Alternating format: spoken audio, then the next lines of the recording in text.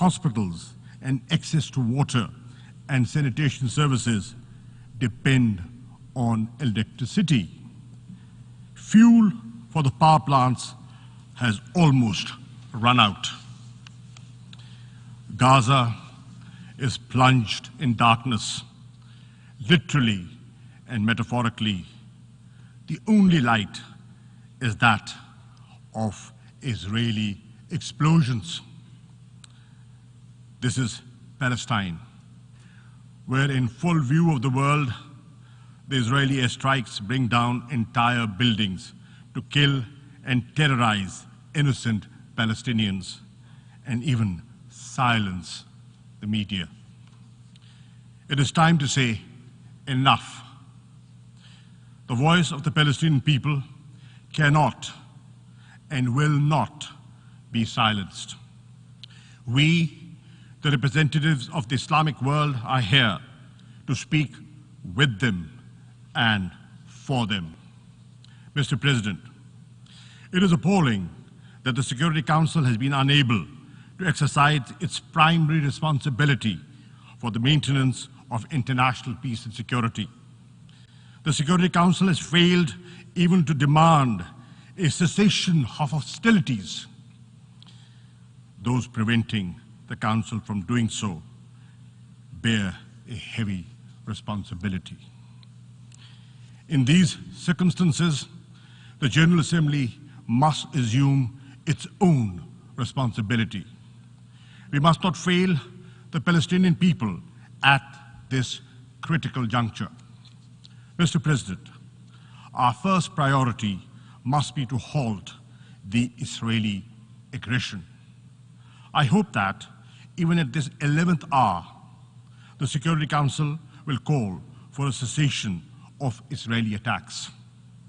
If it fails to do so, the General Assembly must make this demand on behalf of the entire international community. Let us be clear, there is no moral or military equivalence between the beleaguered and occupied Palestinian people, who have no army, no navy, no air force, and the Israeli war machine, one of the most powerful in the world. This is a war between a military occupier and an occupied people. It is a conflict between illegal occupation and a legitimate struggle for self-determination. In this context, it is worth recalling General Assembly Resolution 2649 of November 1970, which affirms the legitimacy of the struggle of peoples under colonial and alien domination, recognized as being entitled to the right to self-determination, to restore to themselves that right by any means at their disposal. Second, we should mobilize all possible humanitarian help for the devastated Palestinian population in Gaza and other parts of the occupied territories. In addition to the UNRWA emergency appeal, the Secretary General should launch a comprehensive humanitarian assistance plan to provide succor and sustenance to the Palestinians. We need to send medical teams, medicines and other supplies, food, other necessities to Gaza and other parts of the occupied Palestinian territories. We welcome the access being provided by Egypt to Gaza.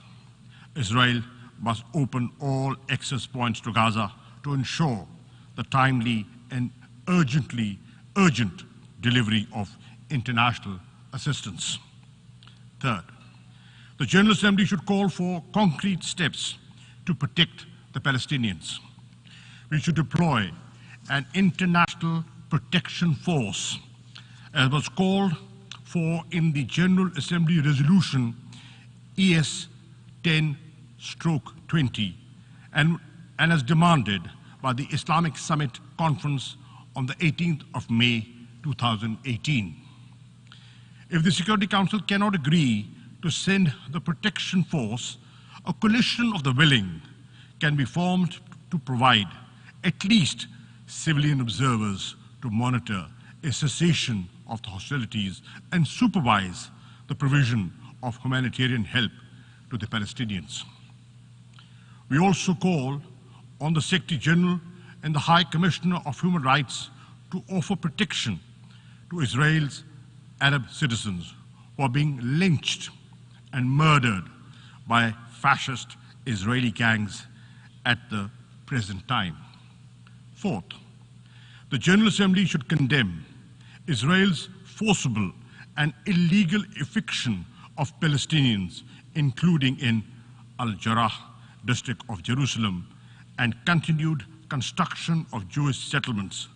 The onslaught against Palestinians worshippers in Haram al-Sharif and Al-Aqsa Mosque, the first Qibla of Islam, during the month of Ramadan, and Israel's brutal and indiscriminate aerial and land bombardment of Gaza.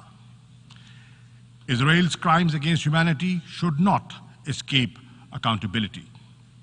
There should be no impunity for violation of international law, including the Fourth Geneva Convention and other human rights conventions.